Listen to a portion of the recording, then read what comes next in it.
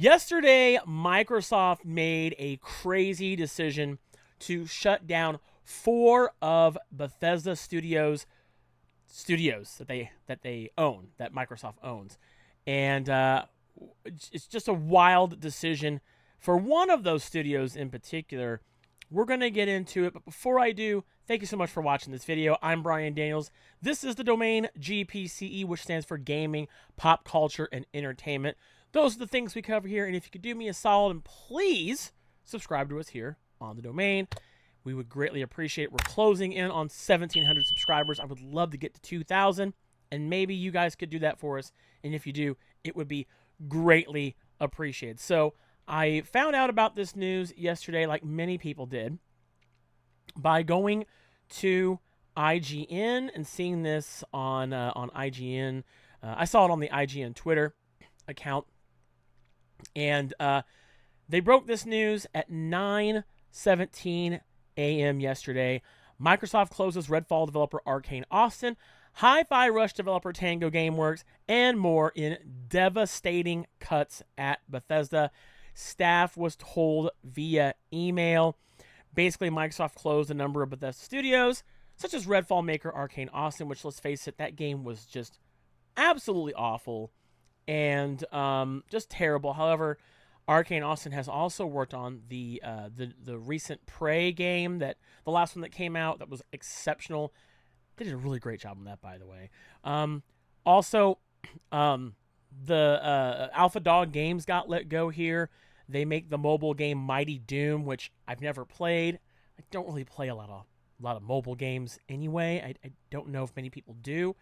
And Roundhouse Studios, the third one here, which is going to end up being absorbed by Elder Scrolls Online developer ZeniMax Online Studios. And the last developer, which this is a head scratcher for me, is Tango Gameworks. Tango Gameworks got let go. And they made 2 of my favorite games, franchises, in The Evil Within, an amazing horror game franchise. It's only got 2 games. And then a new game that came out last year that was shadow dropped on Game Pass, Hi-Fi Rush. And a game that was essentially Xbox's best game that they had last year. And Tango Gameworks is now closed. It makes absolutely no sense to me why they would close their biggest studio, in my opinion. Now, I know lead developer Sinjay left about a month or so after Hi-Fi Rush came out.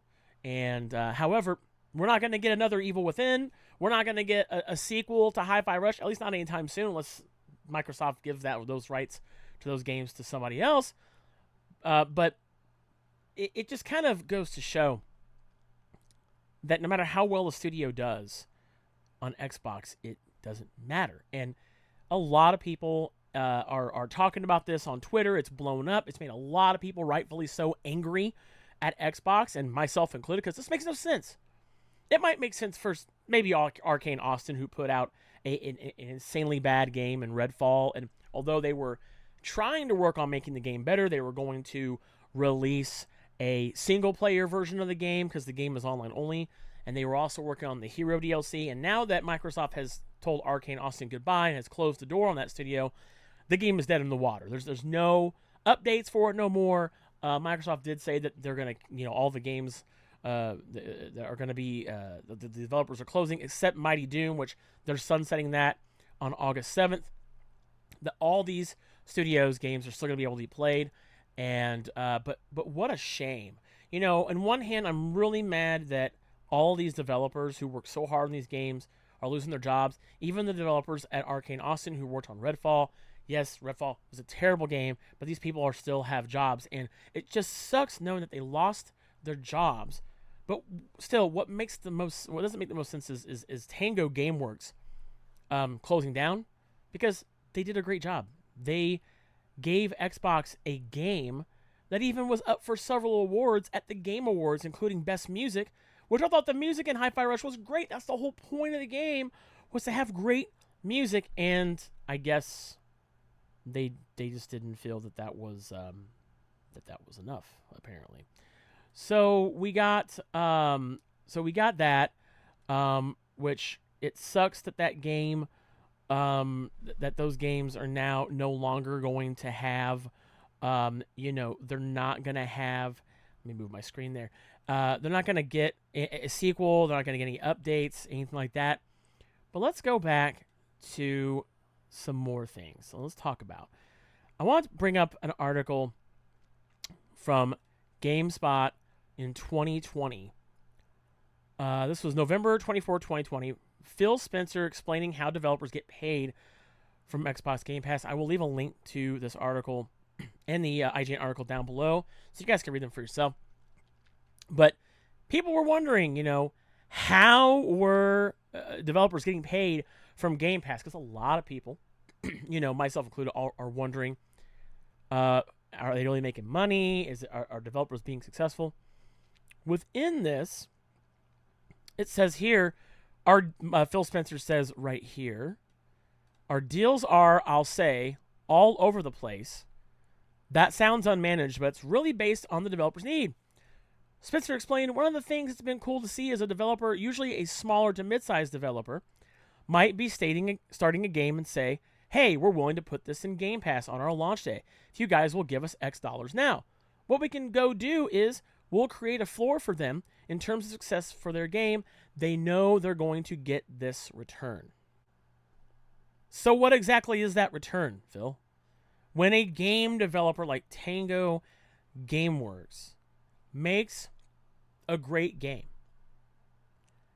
and they give you probably one of your best new IPs at that, right? Because let's face it, Microsoft hasn't had many new IPs come out in the last few generations, save, I guess, Ori and the Blind Forest and Ori and the Will of the Wisp. By the way, 2 phenomenal games. Outside of that, they give you something new, and this is how you reward them? Is this really what we're doing here? It's crazy how that is their reward. This is how you choose to reward your company. Now, something I want to pull up, a tweet that definitely didn't age well from Aaron Greenberg here, and I'll show this to you guys right now. This was posted not long after Hi-Fi Rush came out. Aaron Greenberg says here, Hi-Fi Rush was a breakout hit for us and our players in all key measurements and expectations. We couldn't be happier with what the team at Tango Gameworks delivered with this surprise release. And I said this didn't age well. And it didn't. That didn't age well at all. And it just kind of makes other developers, I mean, you have to ask yourself, if you're a developer like Ninja Theory, they got Hellblade 2 Senua's Sacrifice coming out in a matter of weeks. They've got to be asking themselves, if Hellblade 2 is a big success, are we going to be the next ones to get the chopping block? And that's what these Xbox developers have to be asking themselves is, what about us? I mean, maybe Arcane, Austin, you can make a case for, okay, maybe. I would still say no, because there was a thing that Phil Spencer had said several years ago that if a game company fails, they have the right to creatively be able to fail. And so, of course, a game studio is going to fail, but that's the whole process, right? So should we really be firing developers that after one big flop, should we be terminating them and closing their studios and telling those developers, you don't get to make video games anymore with us? I don't think so. I think failure is a part of the creative process, and you should be able to have the creativity to fail and learn from those failures and come back stronger. And I think Arcane Austin could have made another game that would have been that could have been a great game for them. Now, while I was on Twitter, I saw this tweet from former vice president, a former VP at Microsoft, worked with Xbox, personal friend of Phil Spencer, Mikey Barra. And I'm going to read this to you because I responded to this. And here's what he had to say. I see a lot of shots at Phil over today's announcements. I get it, but knowing him as a human, I know this hurts him as much as anyone else. I can't speak for all the leadership there, but I do know him and I do know what he is likely going through. I'm not trying to defend the decisions. I think we all get ourselves into situations that are tough and unexpected. Certainly I have. It's part of the job, as is the accountability for the outcomes. But he's a good human and he cares deeply for the creative process and developers. That's my firsthand experience in working closely with him for 8+ years and knowing him for 24+. I 100% understand the anger and confusion, and I feel deeply sorry for those teams impacted today and over the last few months. I didn't agree with every decision he made at Xbox. I think that was pretty clear. But I do believe in his product leadership, and I know how hard these decisions can be. Xbox could have a very bright future. I hope they are able to realize it, and all of the teams have an incredible experience together. It's certainly a tough time that needs great clarity into what the plan ahead is and how gamers everywhere can be excited for it. So I saw this, and, well, I decided to respond to it, and I'll bring that up real fast here. I'll show you my response to this, which is right here. I said, sure, it may hurt him to lay someone off, but it certainly is not at all the same feeling because one person here did not lose their job, Mike. And he responded. He said, I'm with you and I get that 100%. My point is he isn't the robot some make him out to be, and some are taking this personal to him as a human. There are lots of details not shared in tough situations like this. He's accountable for Xbox's, yes, but I won't stand silent when people personally attack friends of mine. I don't care who comes at me. So I asked him, I'm curious as to the extent of the attacks. What has he seen? I have not seen them, but that doesn't mean anything. Doesn't mean they're not there. I'm curious as to what changed from the 360 era, an amazing era for Xbox, to now. What happened to cause such a massive shift? What happened, Mike? What happened, Phil? Because Phil Spencer's been with Xbox for like 20+ years, been with Microsoft for a very long time. And I said, what I mean by this is, who is to blame for Microsoft not at all performing as well as they did and as they have since the 360 era? What caused such a massive shift? Is that part of why you left Xbox, Mike? And is that why Larry Erb, you might know him as Major Nelson, left Xbox as well? I'm hoping you can provide some answers. And he did not. I'll show you my reply. He did not. He didn't. So I just want to know, and I want to ask you guys watching this video, you know, where does Microsoft go from here? I'm going to show you guys one more thing that this is absolutely embarrassing to see because Xbox did this. Xbox has a game coming out in a matter of weeks called Hellblade 2: Senua's Sacrifice, and not many people have seen marketing for it. I have not seen much marketing at all for this game, and this is another game that's supposed to be a huge game for Xbox, much like Hi-Fi Rush was supposed to be a huge game, and I believe it was a big game for Xbox. Hellblade 2 comes out May 21st. That's in a matter of weeks. And there's been a ton of people on Twitter saying, where's the marketing? Where's the marketing? Don't they know they have a game coming out soon? Let me show you guys the marketing that they decided to put out for this game. So here it is. That's the marketing. All it literally says right here is Senua's Saga, Hellblade 2, May 21st. That's it. And an image of Senua. Which many people, if you see this and you don't know anything about the game, you don't even know who the hell this is. If you don't know. And then I posted, imagine posting this week attempt at marketing a day after you close 4 studios and you wonder why you're receiving such criticism. I mean, guys, it's real simple. What is going on at Xbox? What is going on? I'm not dooming and glooming. I'm not going to sit here and say that, you know, Xbox is done, Xbox is cooked. I'm not going to be like a lot of my fellow content creators and try to be all doom and gloom and say it's over, Xbox is cooked. I'm not going to say that because I don't want that. I don't want Xbox to fail. I don't want any game company, whether you're a developer, you're a publisher, to fail. But man, what like dumb decisions.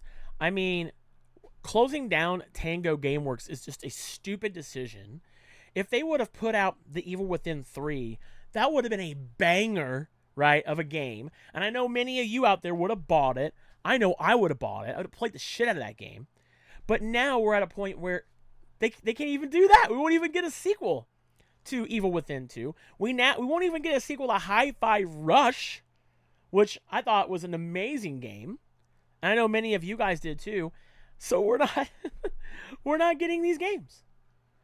And it really sucks. So I want to know in the comments below what your thoughts are on the future of Xbox. I'm going to ask you guys the big question. Let me know down in the comments below. Do you think Phil Spencer's time as the head of Xbox has come to a head? Is it time for there to be a brand new head of Xbox?